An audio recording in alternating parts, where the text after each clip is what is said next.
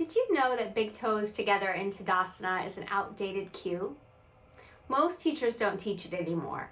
It is a traditional cue, yes. Krishnamacharya taught it, Iyengar taught it, but this was many years ago. And there's a reason we don't teach it anymore.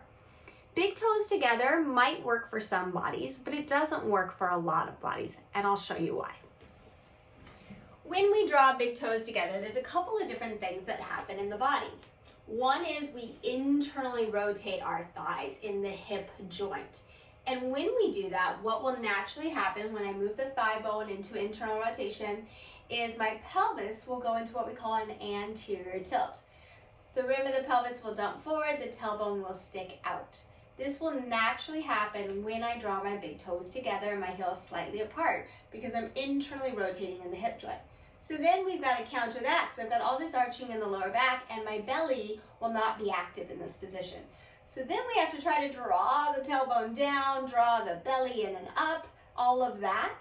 Where if I just let my thigh bones be neutral and I didn't internally rotate them, that wouldn't happen in the first place. So that's one problem. The other challenge with big toes together, as I mentioned, it will make us internally rotate in the thighs. The other thing it does is it brings our thigh bones in, our feet together. This is called adduction. We're adducting the thigh bones in the hip joint. For some people that might be okay. However, what it does is it changes the angle of your femur with the tibia or the lower leg, the angle at the knee joint. Let me show you. This is a leg skeleton made in a factory. It's made of plastic. Now, of course, our skeletons are part of nature. We don't look exactly like this. Every single one of us is going to be different. And when we're learning about anatomy, we use models like this to try to learn, oh, this is what the knee generally looks like. But of course, all of our knees are different. Our bones are different. We are not all exactly the same. We are just like a tree. Not every single tree is the same. We're also not symmetrical. Trees aren't the same from the left to the right side. So one knee might be built one way and our other knee might be a different way. However, I can use this again to model what's going to be happening in the knee if we bring our big toes together. If I draw our big toes together, as I mentioned, that's adduction. I'm pulling the thigh bone in the hip joint and the big toes are coming together.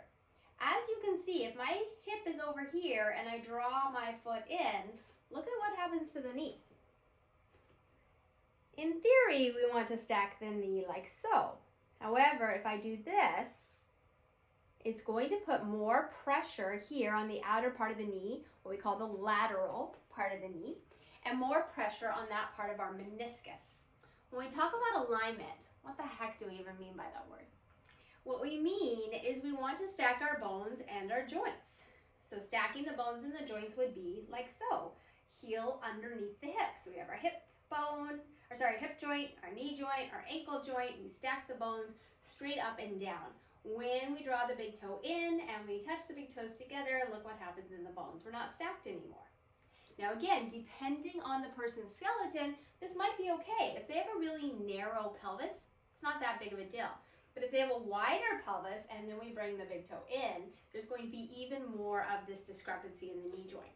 This angle of the femur is what we call a Q angle. And everybody has a different amount of a Q angle. And again, one side might be different than the other. We're not symmetrical.